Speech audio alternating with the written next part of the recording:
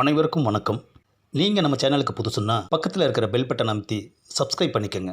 தொடர்ந்து எல்லா வீடியோக்களையும் நீங்கள் பார்க்கலாம்.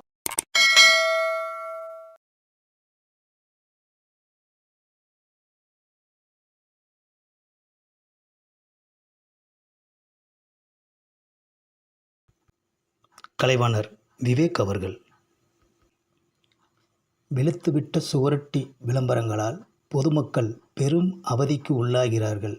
குறிப்பிட்ட ஒரு தனி இடத்தில்தான் சினிமா, அரசியல் எந்த ஒரு சுவரொட்டியாக இருந்தாலும் ஒட்ட வேண்டும் என்கின்ற ஒரு விதி வெளிநாடுகளில் பின்பற்றப்படுகிறது. அதுபோல் தமிழகத்திலும் இந்த போஸ்டர் கலாச்சாரத்திற்கு மாற்று அமைப்பு செய்து போஸ்டர் மாஸ்டர்களையும் திருப்திப்படுத்தணும், பொதுமக்களுக்கும் தொந்தரவு வரக்கூடாது. இது போன்ற ஒரு அமைப்பு செய்ய முடியுமா ஐயா? விவேக் படுகிற கவலை எனக்கும் உண்டு. நாட்டில் பலர் இந்த கவலைக்கு ஆளாகிறார்கள். என்றாலும் வெளிப்படையாக எதிர்க்க தயங்குகிறார்கள். வெளிநாடுகளை பின்பற்றி நமது நாட்டையும் ஒளிமிகுந்த நாடாக ஆக்கலாம். அதற்கு எல்லோருடைய உள்ளத்தில் ஒளிபிறக்க வேண்டுமே. இயக்குனர் பி. வாசு அவர்கள், உங்கள் எலும்புக்கும் தசைக்கும் வயது 81. உங்களின் மனதுக்கு வயது என்ன?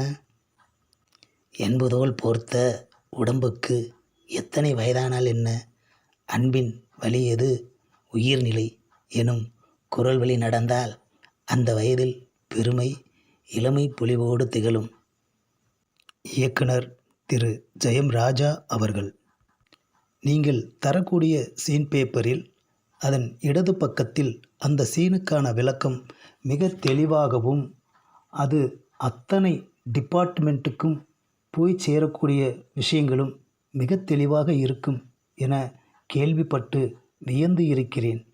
இந்த வித்தையை யாரிடம் கற்றுக்கொண்டீர்கள்?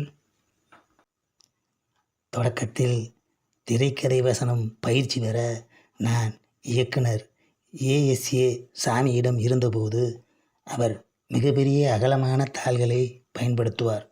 நான் பெரியாரிடம் பயின்ற காரணத்தால் சிக்கனத்தின் காரணமாக துண்டு தாள்களையே பயன்படுத்தி அவற்றிலேயே ஒரு பெரிய காட்சிக்கான படப்பிடிப்புக்கு தேவைப்படும் குறிப்புகளை எழுதுவேன். அந்த பழக்கம்தான் இப்போதும் தொடர்கிறது. நடிகர் சிம்பு அவர்கள், உங்கள் பேரனாக ஒரு கேள்வி கேட்க ஆசைப்படுகிறேன். தினமும் அரசியல் கட்சி தொண்டர்கள், மக்கள், ஏகப்பட்ட பிரச்சனைகள் எல்லாம் நீங்கள் சந்திக்கிறீர்கள்.